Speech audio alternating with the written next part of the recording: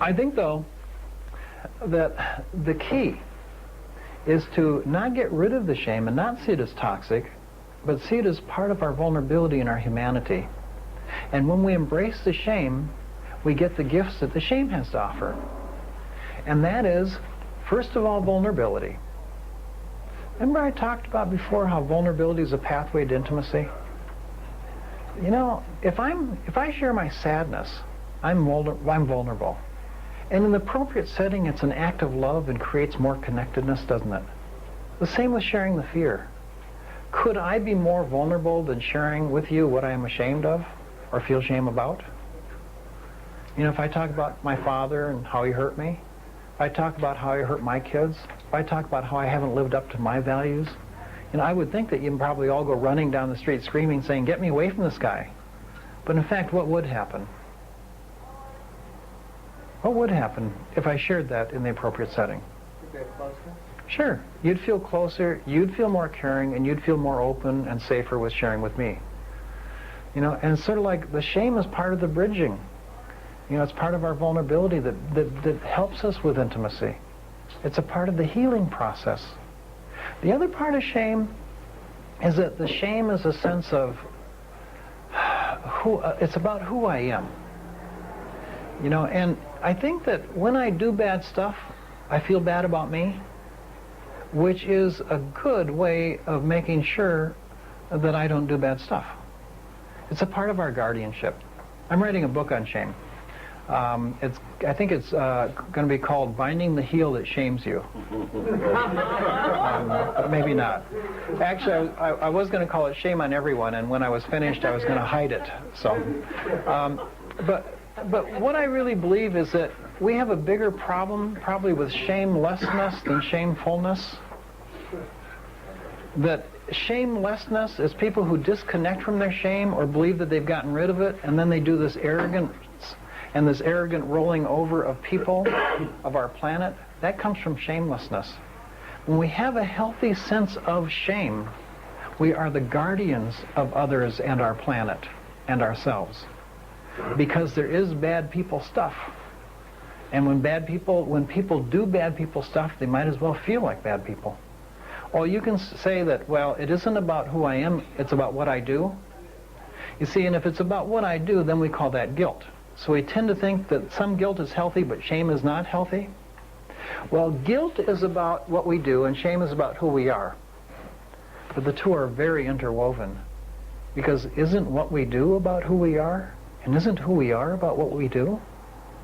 If I continue to do bad stuff, eventually I'm going to feel bad about myself. If I feel bad about myself and never deal with that, eventually I'm going to do bad stuff out of that. You know, and so the two are very interrelated. And so if we have a lot of shame, you know, we're going to act that out in our behaviors. You know, if we have a lot of guilt, eventually we're going to feel the shame. You can't carry excessive guilt, feel bad about so much of what you do without eventually feeling bad about who you are. I think that guilt itself is like conscience formation. See, guilt is the ability to see our impact on other people and how they respond to who we are and what we do. Shame is more about, you know, my feelings about myself and what I do.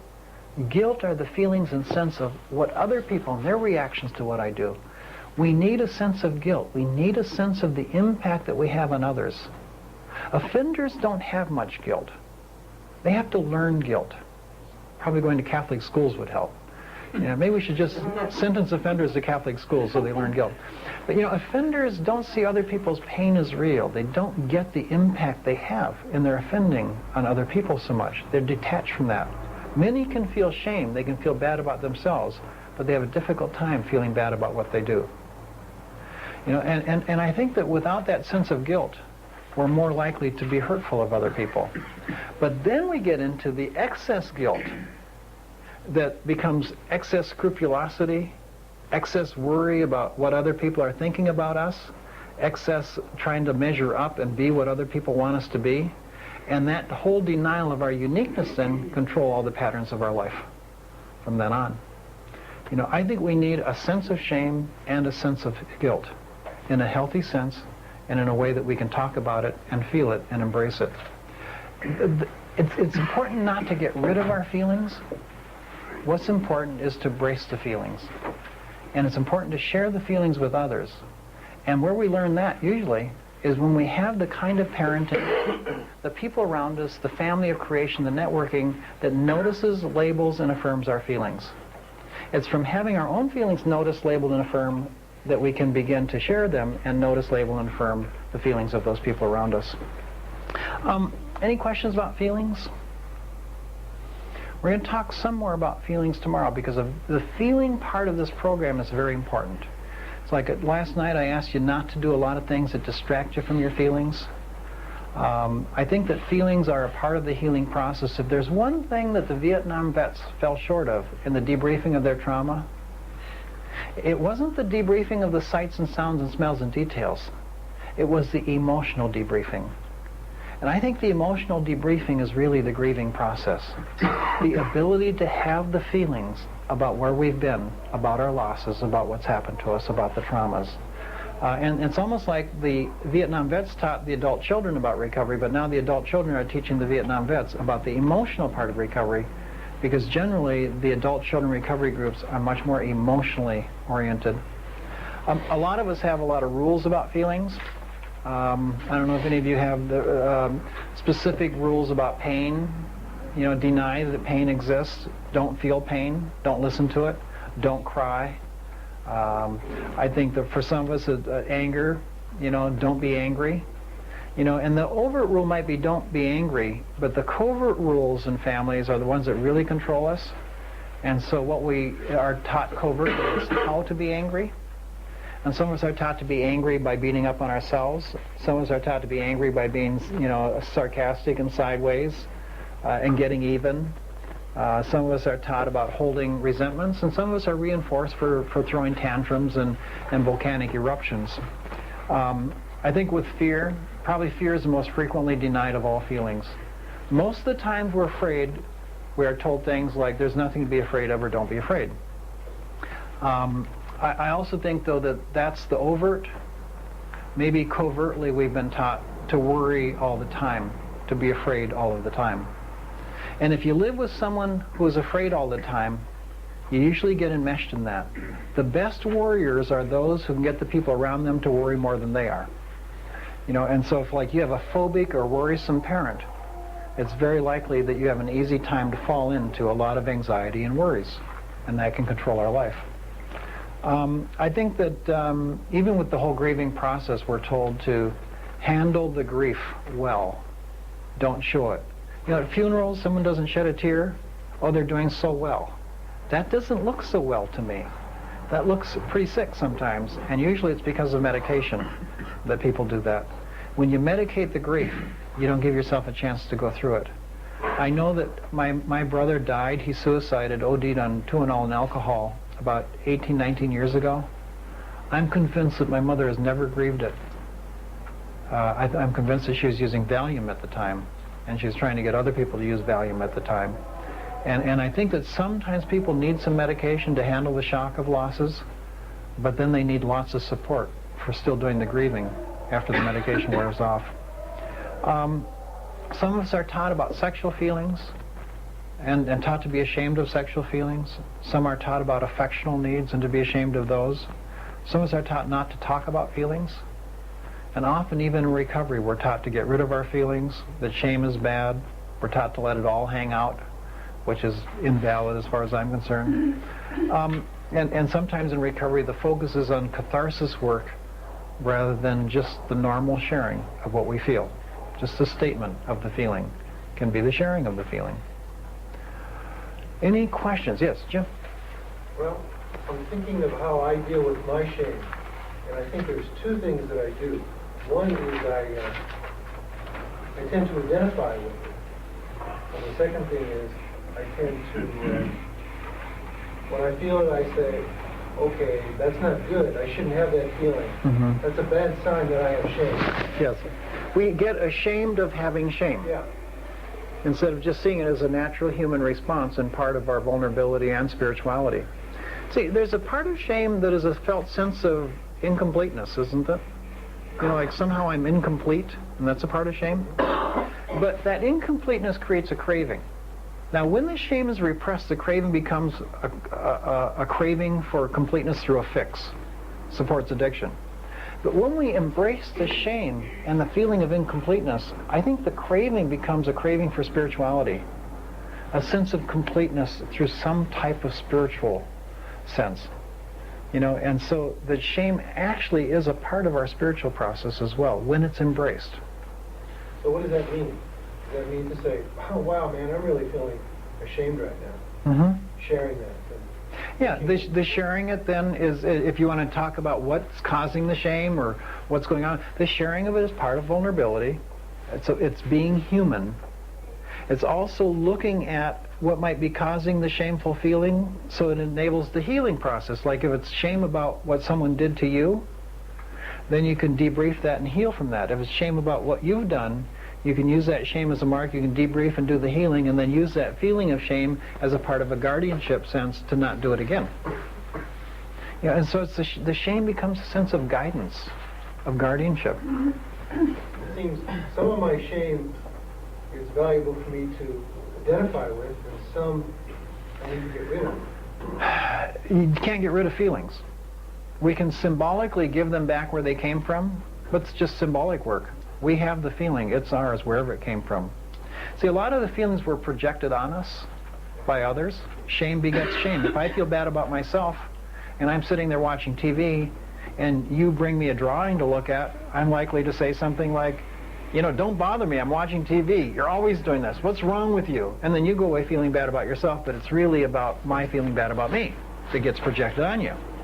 Okay, but once you've got it anyway. You still feel bad about yourself because, in fact, you were rejected by your father. And that's just that natural human response. So you can say, well, I give you back your shame, but it doesn't work because you still have it. You embrace the shame and understand where it came from and use it as a source of learning and guidance. I think then you have your sense of shame, but the shame doesn't have you. It lessens, but it's not about reducing it. It's not about getting rid of it. It's about embracing our feelings and learning from them about where we're going and about what's happened to us and where we've been. It's like if you're real sad right now, you know, I just say, well, express it, feel it, make some sound with it, have it. You know, it's like you deserve to have that sadness.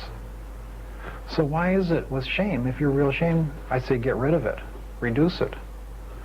You know, it doesn't work. It doesn't work to get our feelings out of our bodies. It doesn't work to get rid of them. What works is to embrace them and hold them. Same with fear. What's the simplest way to diffuse fear? A mere statement about being afraid of something. It's almost like an immediate diffusion.